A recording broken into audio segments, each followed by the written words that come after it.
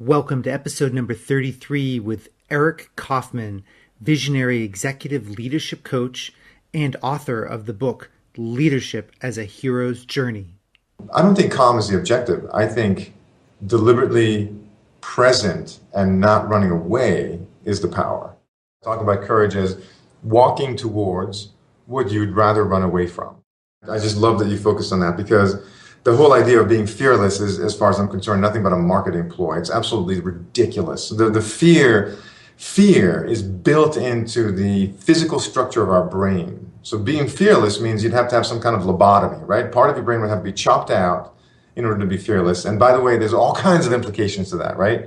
And so fearlessness is not the objective because fear is the physical reaction to the perception of danger or threat. Hello, and you are listening to Bill Murphy's Red Zone podcast. If you are listening for the first time, I interview leaders who inspire me in the areas of hardcore IT security, IT business leadership, innovation, creativity, entrepreneurship, and fearless living principles. Welcome to the show.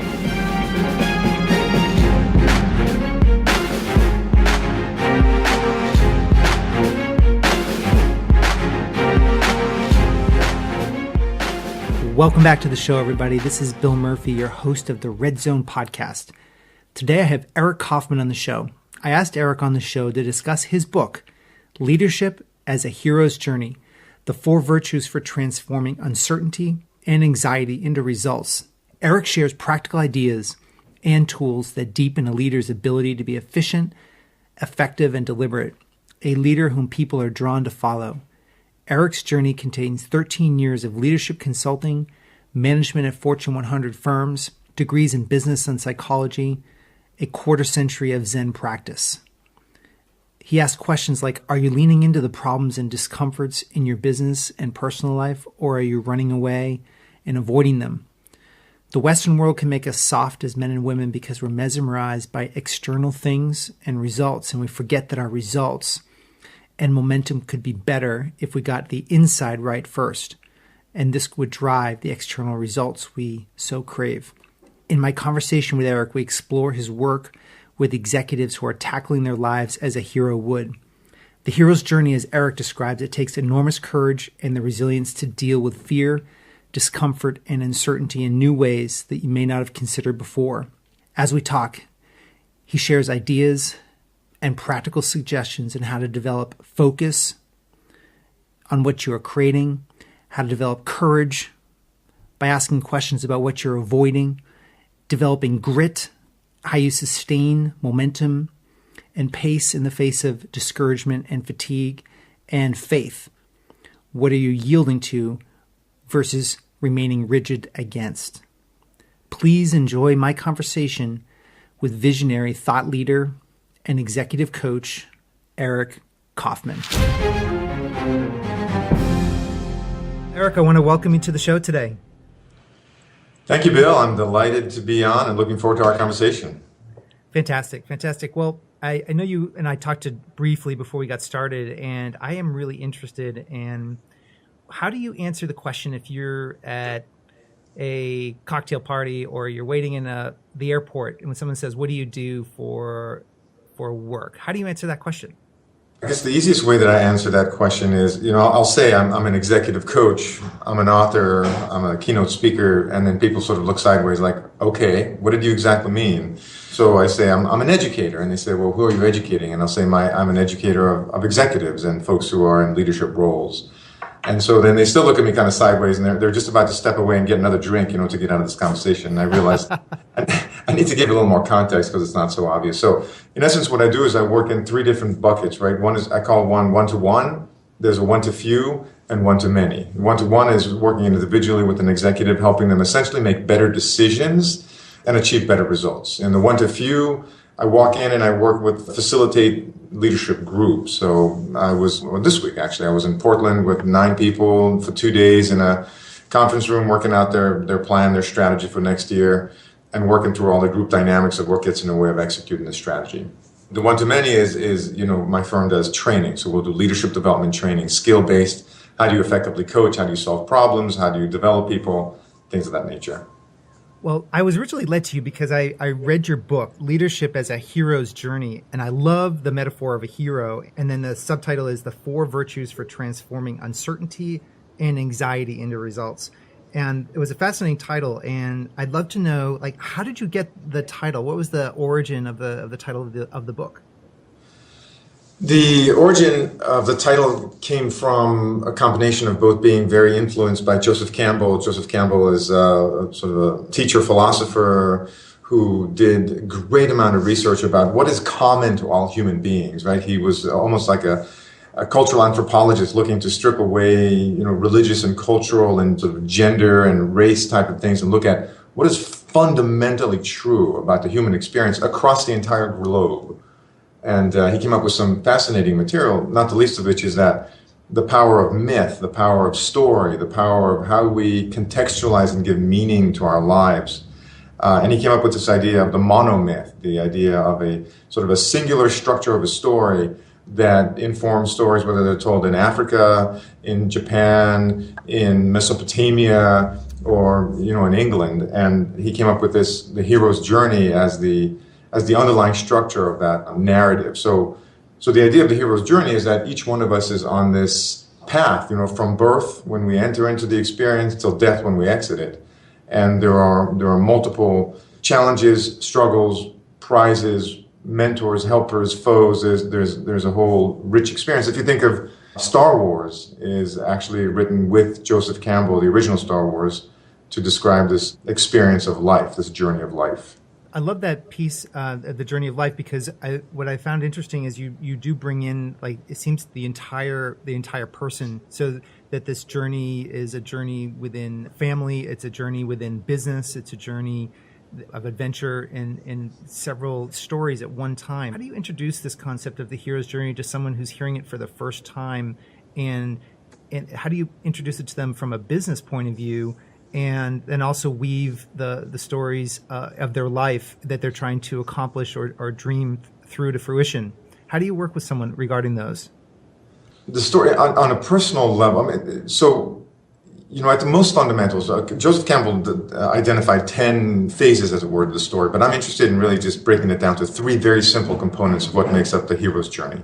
So the first component is the fact that the hero's journey begins at the end of your comfort zone, right? So it happens when something unexpected happens because you got a promotion or because the market changed or because you just got, an expanded scope of control in your business or because there's a new threat. Whatever the case might be, something changes, right? So it begins at the cusp of change. It requires sacrifice and risk. It requires committing yourself through the uncertainty and the unknown, and ultimately in pursuit of a great prize, right? Something significant. So whether that's the heroic sort of story of the prince who's battling the dragon to save the princess, or whether it's the IT executive who's got a sudden realization that they have a real vulnerability in their system and they have to marshal their resources to bring everyone together to win the great prize, which is create safety. This idea of departure, sacrifice, and reward is the fundamental of the hero's journey. And Bill, show me one life that doesn't have that in waves, right? So departure, sacrifice, reward. That's true for an executive, that's true for a mother, that's true for my teenage daughters are going through that, I go through that. So it's a daily, weekly, monthly, annual, lifetime cycle. And so any human being that understands that things change and they have to make sacrifices and they're going after something significant are essentially playing with the hero's journey. And that's true for every executive that I know. They are constantly in the face of uncertainty. They're constantly going after something significant, and they're pretty perennially uncomfortable. So here we are at the hero's journey. And this is a little bit outside the book. I'm going to ask it though anyway because I'm curious. That the thing that appeals to me about the hero's journey personally is that I have a black belt in Taekwondo, and so there was a journey to achieve that black belt, and it was it's kind of a warrior myth, or it's a step-by-step progress to achieve that. And I had to go into the unknown of learning skills and techniques and things like of that nature. But, we live in a different world right now where we don't necessarily, at least in the Western world, have to fight and battle and be a kind of a traditional hero. So this metaphor for a hero in a modern day world, how do you help people translate being a hero in today's world into something that's kind of practical and something they can grasp? So I guess the first distinction I want to make, Bill, and hey, congrats on the black belt. And that's a tremendous amount of work. So I tip my hat to that. The modern application, when I ask people to describe a hero, like almost always they come up with Superman and Batman, and I fundamentally disagree, right? Those are superheroes. I mean, Superman, by definition, doesn't struggle with the same things we struggle, right? If I had X-ray vision, the capacity to turn back time and fly into outer space, I don't think most of my problems would be even relevant, right? So the issue with the hero is the ordinary human being, you and I and everybody who's listening and everybody that we know, that has to face the challenge and the fear and the uncertainty and rise above their instinct to collapse or hide or run away or somehow sort of maladapt, in other words, behave badly. So the idea of the hero is, if you got promoted, there's nothing like promotion, right? Let's say that you were the IT director and now they made you VP of IT, right? As soon as you get promoted, you're excited, and then a month later you're going, holy crap, what just happened here? I'm completely unready for this. I'm incompetent really to what the expectations have grown, my team has grown, my budget has grown, and I suddenly realize I don't know what the heck I'm doing. Now, nobody's going to publicly admit that, but show me a person that doesn't relate to that. There's nothing like promotion to immediately demonstrate that you're incompetent. and it's somewhat by design, right? Because you got promoted because you have the potential and the ability, but not the full experience yet. And so the heroic moment in that is to not collapse into some micromanaging behaviors or controlling behaviors or withdrawal behaviors, but to face and embrace the anxiety and the uncertainty and to expand into it and to serve. And that's a heroic mindset. Yeah, that is a difficult thing to do because it seems to be that our brains and our bodies, and we're just not trained to handle discomfort with grace. It seems like we have a natural aversion to being uncomfortable. What are your thoughts about that? I mean, I couldn't concur more, Bill. I think that to your comment earlier about, we're not really faced by, we're not facing saber-toothed tigers and kind of, the great challenge of the outdoor. We're a much more civilized world.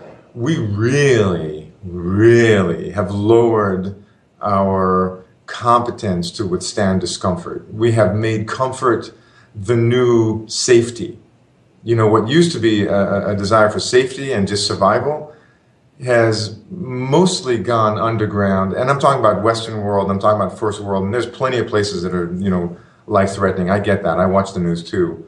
But I'm talking about most of the folks who are listening to this podcast are not destitute or in physical danger. Really what we've done is we've replaced comfort for safety. And so we seek after comfort with the same sort of blind, passionate pursuit as our, ancestors sought survival. And I think that you're so right on. I mean, to me, that is perhaps the most fundamentally true aspect about the journey, is that for a leader to be an effective leader, for a human to have a life that's meaningful, for a relationship to be one that is electric, for a parent to feel connected with their child in a way that's meaningful, we're going to have to face the fact that there are times that we're out of control, changes happen that are undesirable, experiences happen that are unwanted, and all those beckon discomfort. I'm not even talking about psychological, just physically being out of a place of comfort. It's not just in the mind, it's in the body. And one of the greatest powers, one of the greatest contributions that we can make is to gracefully learn to accept the unacceptable and learn to be present in the face of discomfort. That, I guarantee you, changes the quality of life like few other things will, because it opens the door for things like being connected, for things like being creative, for things like being exploratory. Comfort, and I love comfort. I have a comfortable bed, I have a comfortable couch, I have a comfortable car, I have comfortable shoes. But the discomfort of being criticized, the discomfort of being wrong, the discomfort of being rejected, the discomfort of being ignored, those kinds of comforts, learning to reside in that discomfort with grace is almost a superhuman power. I would agree with that, and in fact, it's a form of, and I know there's a lot of science to back this up now, but that if we can settle into that discomfort and not flee from it, we're actually in many respects, teaching our bodies how to remain calm in the face of uncertainty and really potential death. It's not necessarily the death of your human death, but it's the death of an idea. It's a death of a concept that you wanted. Maybe it was a promotion, was that idea or something. It's a death of something, but that takes a lot of courage to do that.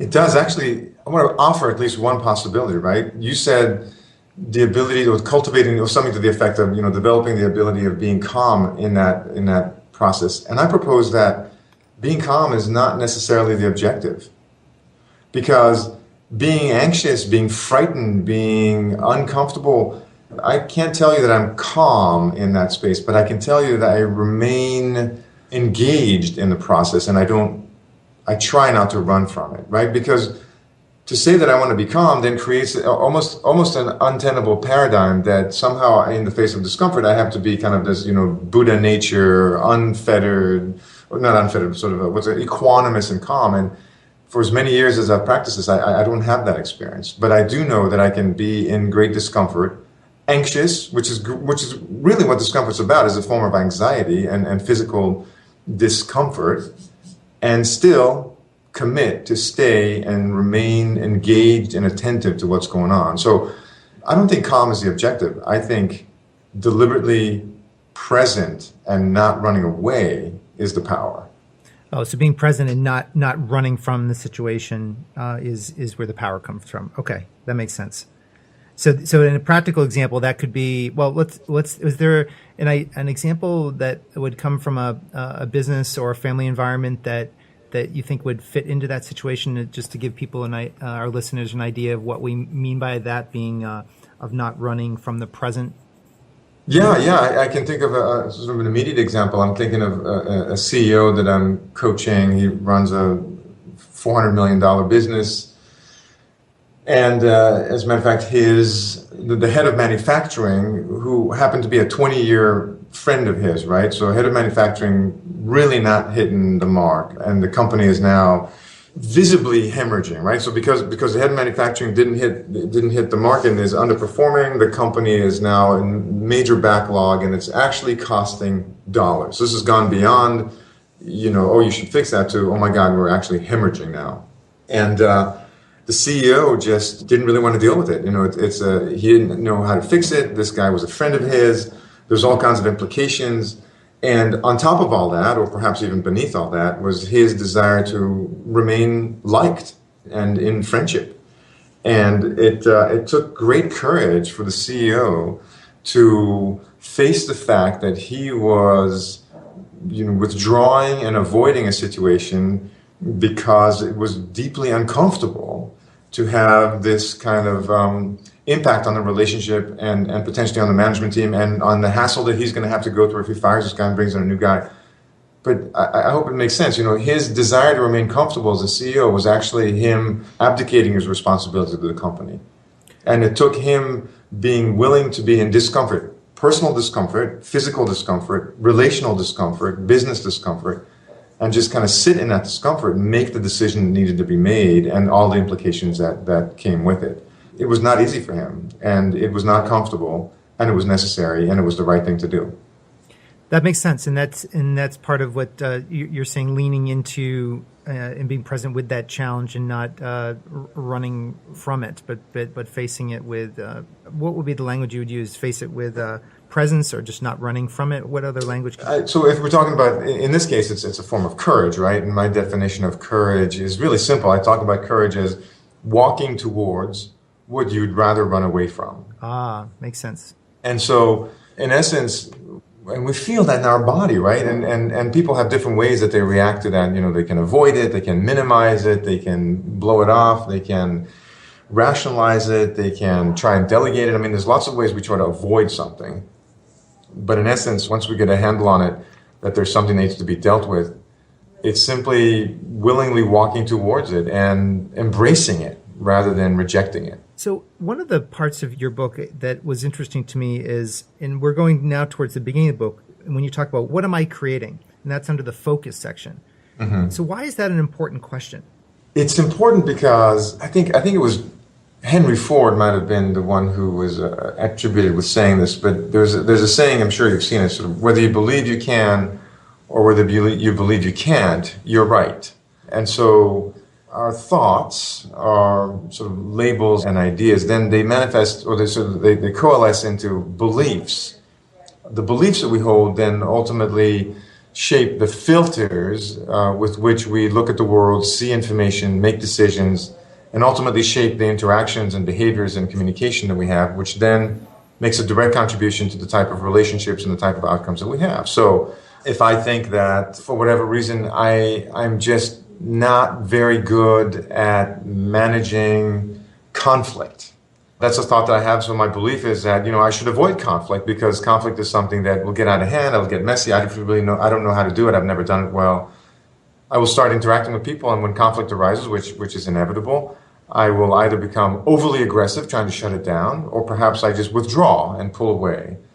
And the consequence is that there are a series of relationships that are now ineffective because there's no closure, there's no conclusions, there's no healing, there's just avoidance or aggression. And so now I have these distant relationships with people where I don't have effective collaboration, and so my team is dysfunctional.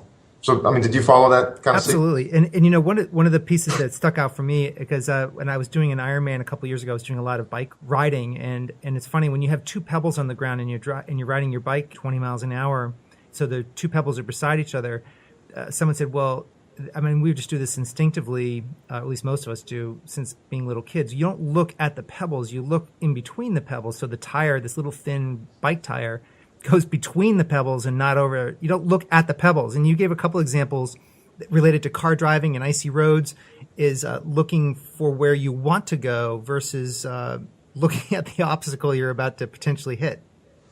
Yeah, and you can't think of an organization that doesn't have some emphasis on vision and strategy and goals and plans, right?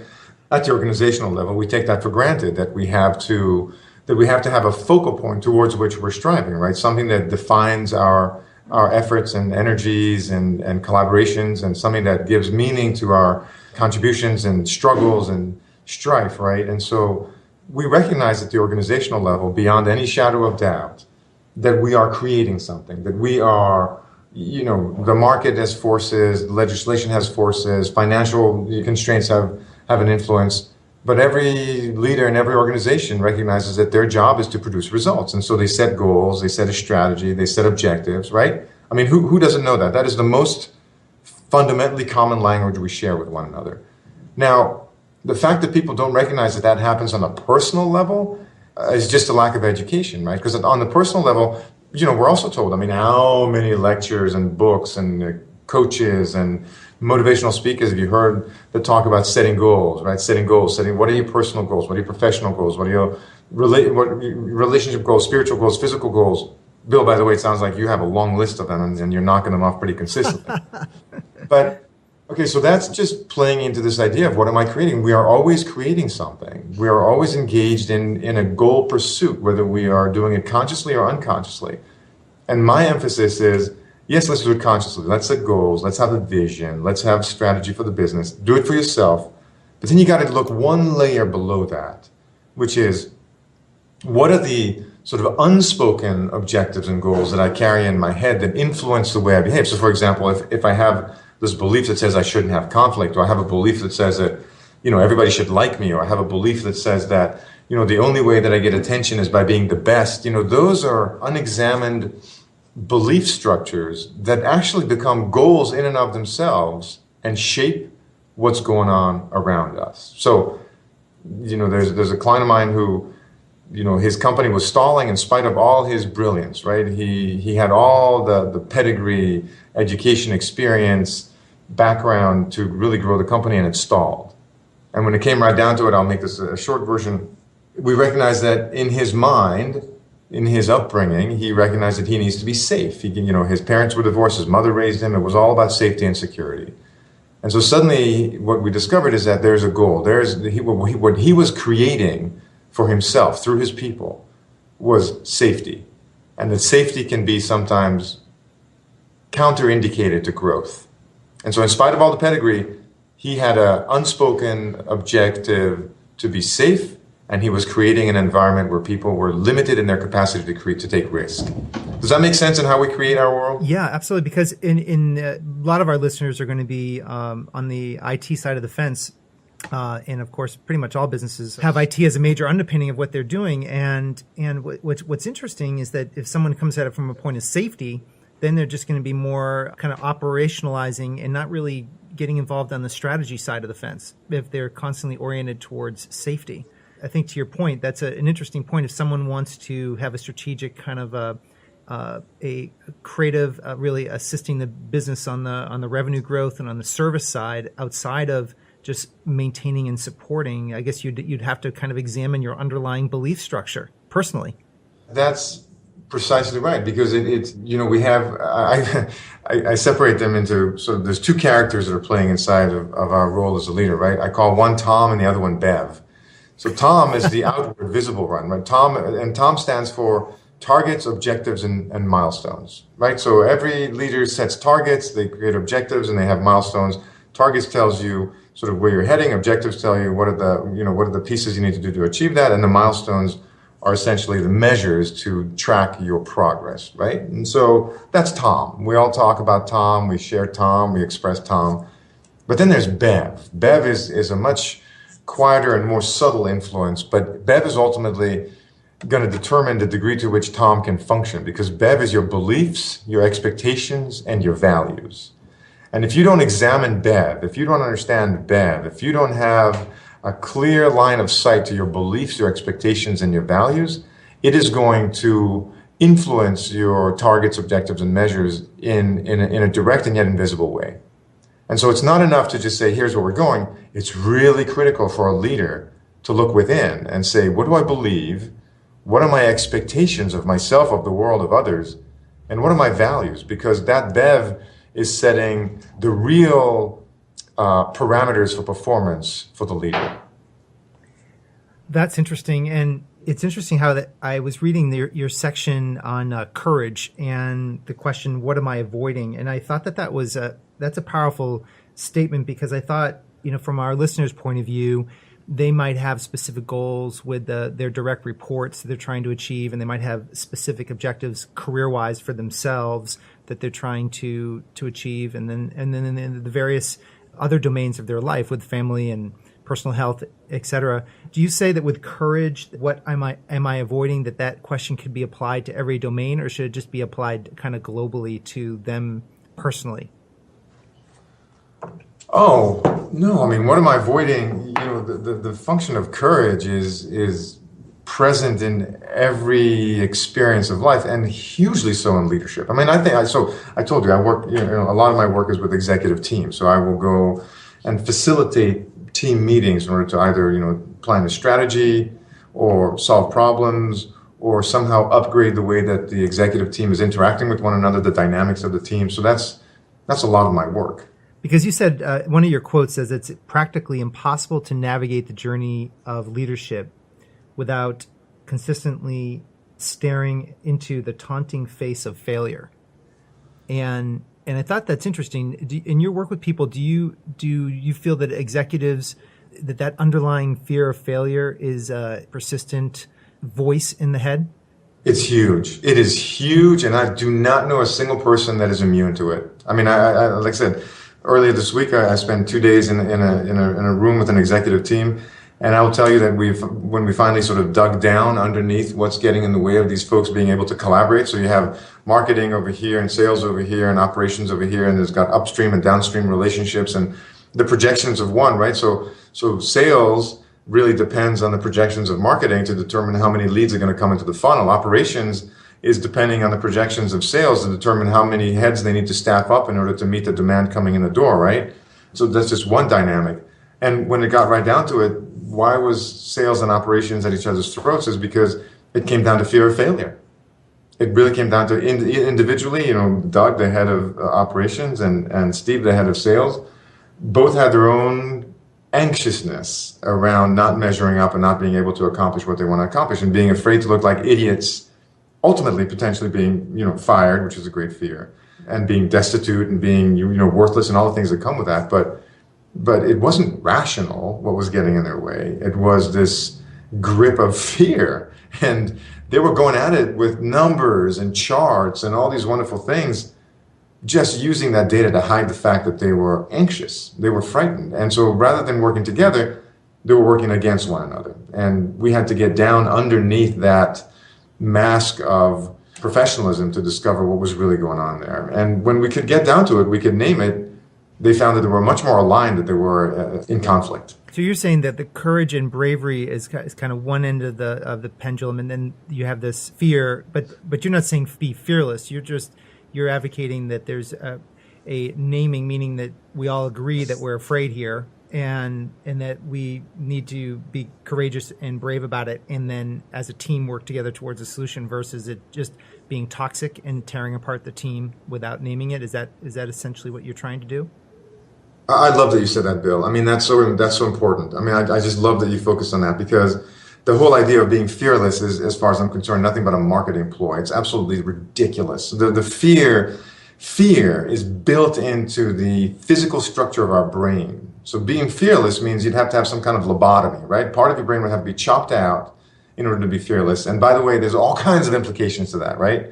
And so fearlessness is not the objective, because fear is the physical reaction to the perception of danger or threat, right? And that danger or threat can be physical, it can be emotional, it can be social, it can be relational, it can be spiritual.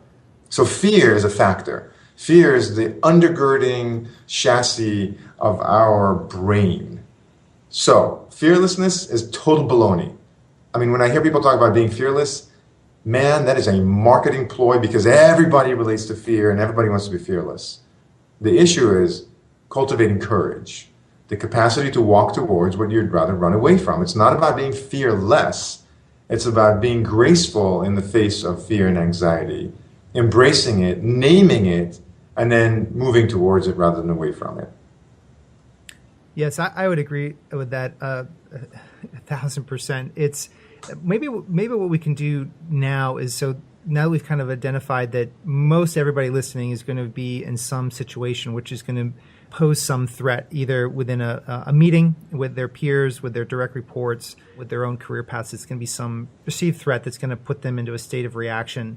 So if we make that underlying assumption, let's move in, talk about some tools and some strategies towards the end of the book that you talk about. And I think this is going to be good, because one of the pieces that I like to explore is mindfulness, and also maybe you could talk a little bit about Zen meditation as an individual practice, and then what is mindfulness, just for our listeners that maybe are reading about this on the news and maybe thinking about incorporating mindfulness as or meditation as a practice, and where people can take practical steps to reduce their anxiety and their stress as it relates to circumstances that put them on edge.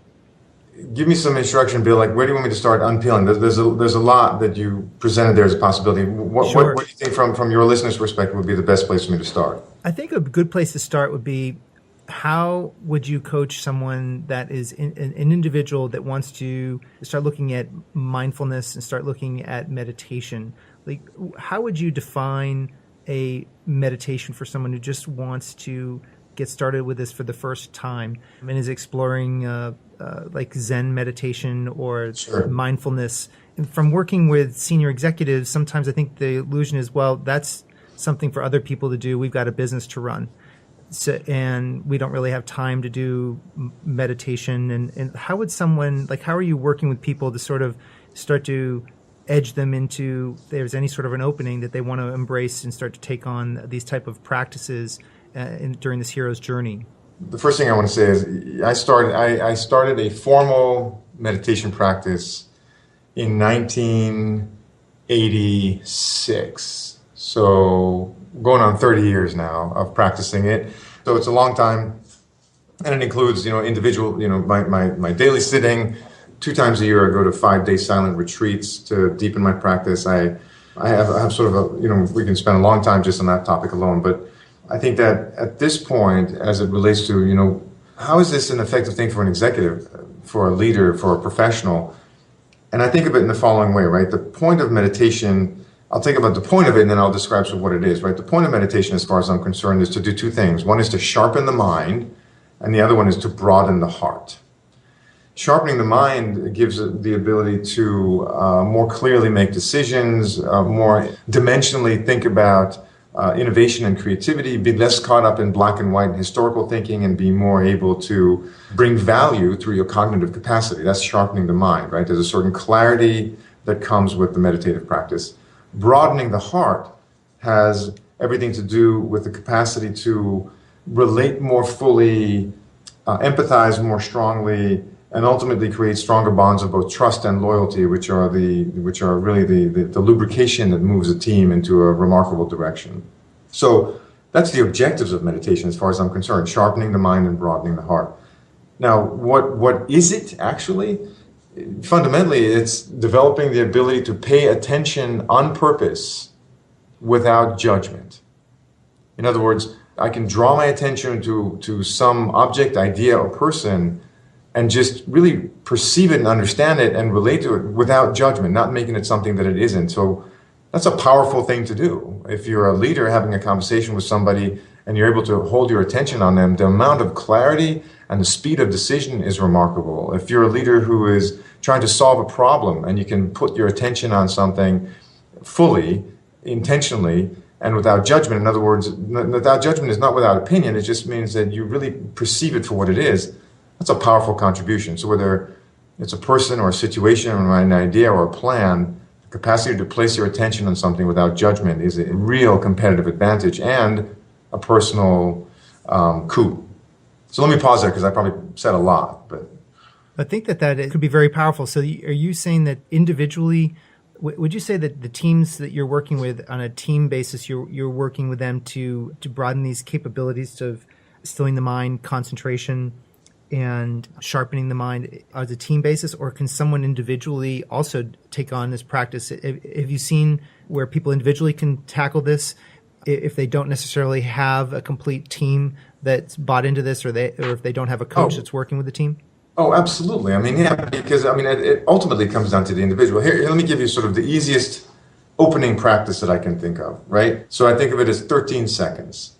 The first practice that you can bring right to work, and you don't even have to sit on a cushion, cross-legged, or in any kind of difficult yogic positions. All you need is 13 seconds. And what happens in that 13 seconds? This is so fundamentally easy.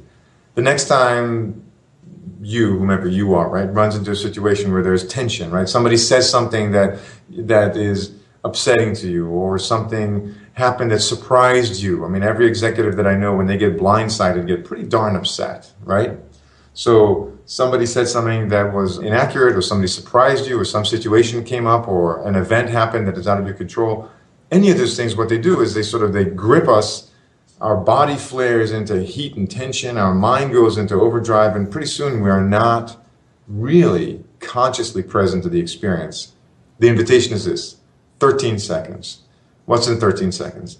13 seconds is the span of time that most people would require to take 2 full, deep breaths.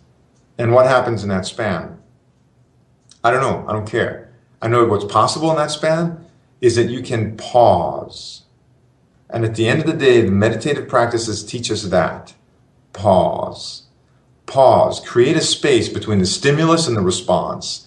If you as a leader decide that you're going to commit to a 13-second span, there's nobody I know who's too busy to not be able to allocate 13 seconds to 2 breaths. If you as an individual take 2 breaths and pause, you will remarkably change your experience and the experience of your team. Because rather than being at the animal level of reaction, you become at the human level of analysis and conscious application. So without much complication and meditation practice, 13 seconds, anyone can do that. 2 full breaths, create a pause. And that's really what I advocate for folks to do. Learn to pause. Not for days and months and weeks, just for seconds, long enough to bring back your conscious self. Yeah, that's a very practical one, because there's so many opportunities to be triggered just from receiving a bad email, staring at your phone. It could be triggered leaving to go to work after having breakfast with the family. You could a boardroom meeting.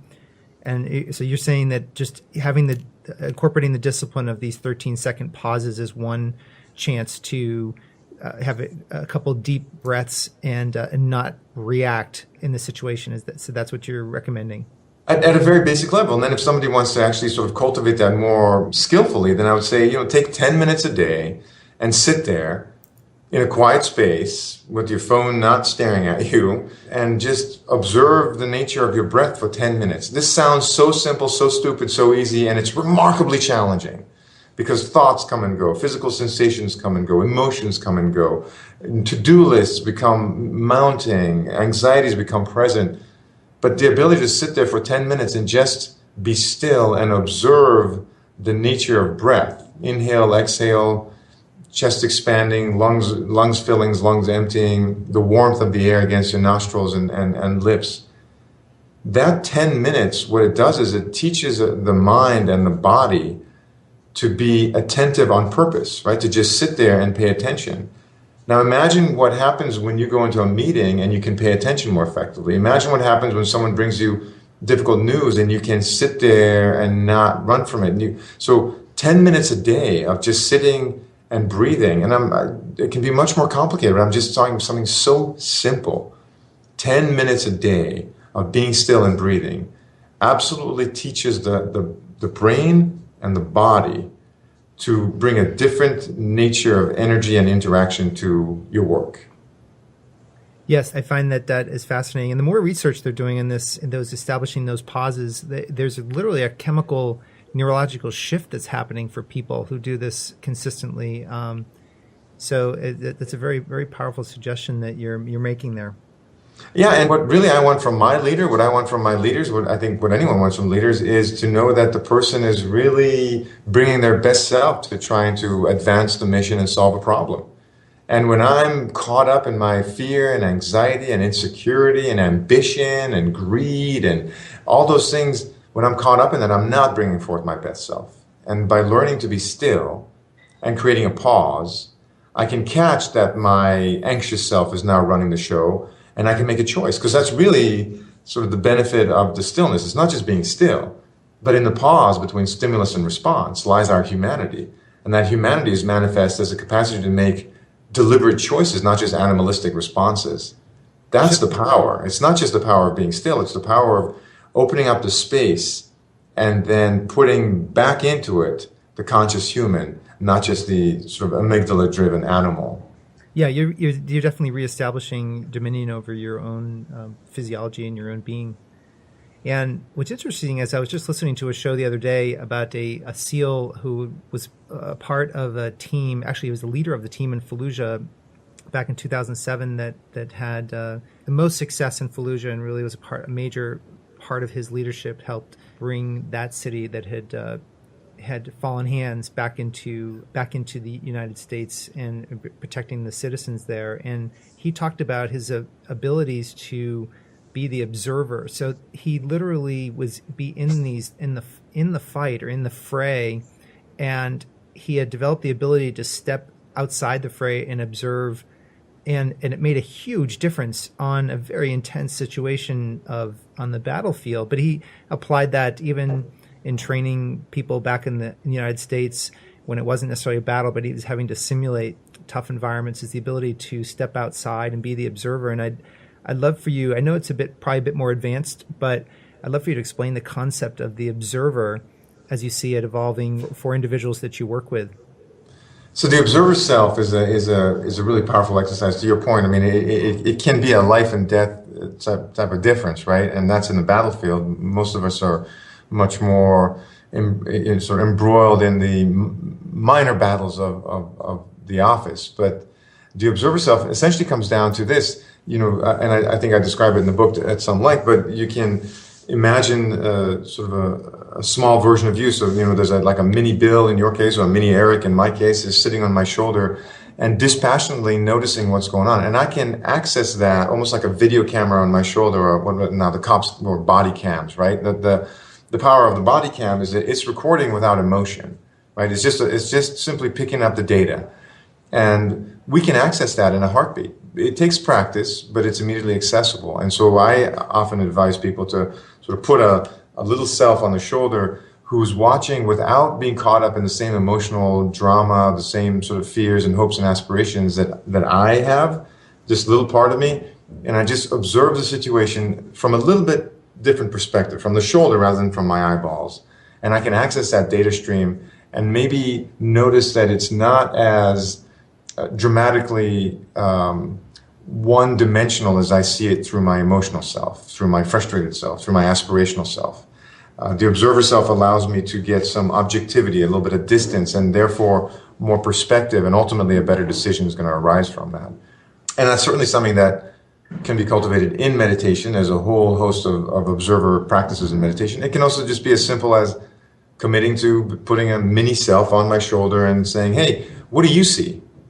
You know, I mean, it might sound schizophrenic. I'm not advising it is, but it's just as simple as accessing different parts of our attentiveness and awareness. I have to say that I've used these as well, this approach, and it works very, very powerfully. And in hearing about it from someone who's in a very traditional military sense, just to be able to rise above a situation and outside and observe it, again, it reestablishes dominion over the situation versus the situation having dominion over us. And as the speed and complexity changes with life and business, having that human capacity is a very powerful. So I appreciate you for sharing that with us.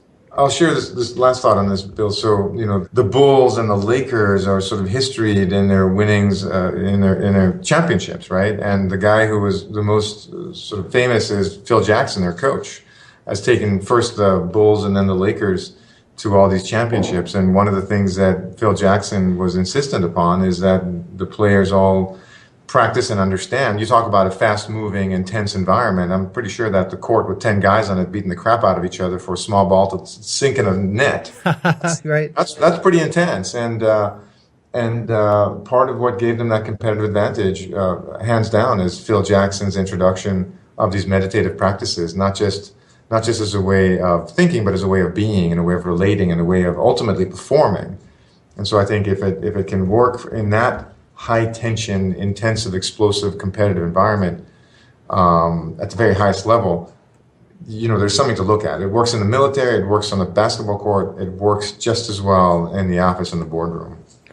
Well, I really appreciate you spending time with us, Eric, and our listeners getting a chance to hear your wisdom. If anybody wanted to, other than your own book, which is called The Leadership as a Hero's Journey, which I will link to in the show notes, is there any other books that you would recommend if someone wanted to kind of deepen the approach to either meditation or some of these observer capabilities that we talked about further? Would you recommend a book or two that would be a good fit for people to start with? Sure. There's a simple book called How to Meditate by an American Buddhist teacher called Pema Chodron. How to Meditate. It does a really great job being very simple and very direct in its application for meditation. Jon Kabat-Zinn, who is famously the creator of the mindfulness-based stress reduction. Do you remember the name of his first book? I'm trying to recall. I think you know what, I know exactly. I've actually have the book. I think it might even be behind me here on my shelf. But both of those are excellent suggestions. I agree with you wholeheartedly. Both are great starting points. Yeah, so I would just Google sort of Jon Kabat-Zinn and look at it. He's got two books that are particularly good. Full Catastrophe Living. Yes, that was one. And then there's another one. Wherever you go, there you are. Yeah, wherever you go. Right, exactly right. Those are the two books, and he does a fantastic job both on the science and art and instruction of it. So where can people find you online? What will be the best way for people to learn more about your material and things that you do?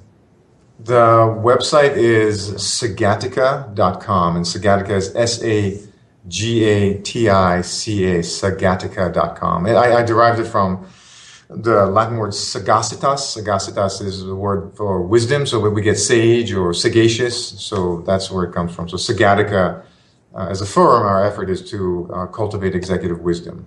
So sagatica.com. Excellent. I'm going to I'll put show notes to that and links to that as well. And I'm sure I'll put, if you're active on Twitter as well, we'll put links to that and also links to your profile on LinkedIn.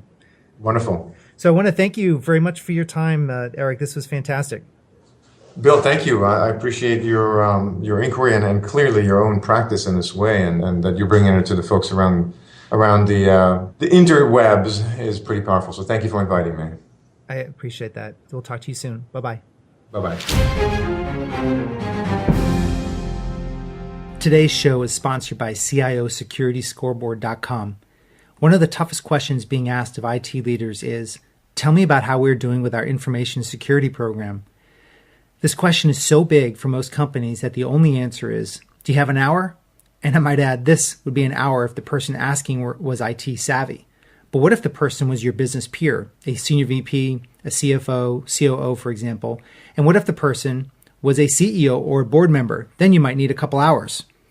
As a point of comparison, if someone asked the CFO this question about the state of financials, then he or she would pull out a balance sheet or income statement, and in a few minutes, at a macro level, one could have an understanding of the general health at a point in time of the financials. And if you wanted to compare results to a previous point in time, then a simple report could do this. Of course, this all depends on the financial fluency of the person asking, but in business, at the top level, one can assume that most questioners would have a good understanding of how to interpret business financials. Most CIOs and IT security leaders in their reports would have no issue explaining the status and current state of an IT security category, like, for example, a SIM system or a firewall or the IT security education and training. But the problem happens when asked big picture questions, planning questions, and roadmap and budget questions that address multiple categories and then need to be balanced against compliance versus real IT security. This is when things get complex. These are the questions that really hurt high-level IT leaders. The CIO scoreboard is a way to rebuild strategy into your information security program while also retaining the importance of tactical and technical details. Full transparency.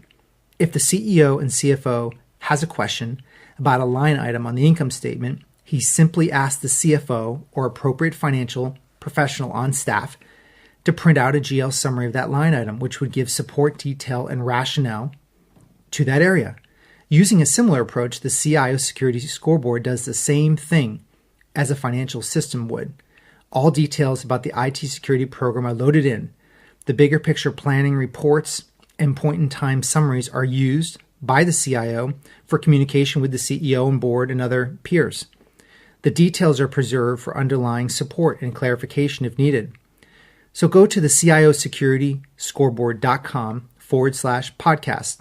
Again, go to the CIOSecurityScoreboard.com/podcast to learn more about this planning tool and to sign up for an online demo. This wraps up episode 33 with Eric Kaufmann as he talked about leadership as a hero's journey. It's definitely a journey, and I love the metaphor of a hero's journey popularized by Joseph Campbell. And I love how Eric talks about leaving the familiar in order to seek a valuable prize, encountering challenges and risks that demand personal sacrifices, and then after encountering these challenges, bringing back the knowledge, sharing and teaching what you've learned with your family and with your business colleagues. I love the concept of hero's journey, and I appreciate Eric for his message. If you have any other comments on this topic, please leave it on my blog on LinkedIn or at redzonetech.net/podcast, and you'll be able to see Eric's interview with me. So with that, enjoy the rest of the day, and we'll see you for episode number 34. So there you have it. This wraps another episode of Bill Murphy's Red Zone podcast. To get all the relevant show notes, please go to our blog at www.redzonetech.net/podcast. Additionally, make sure you go to iTunes and leave your comments in iTunes about the show. This helps our show rankings enormously, and it helps support the show. Until next time, I appreciate you very much for listening. Thank you.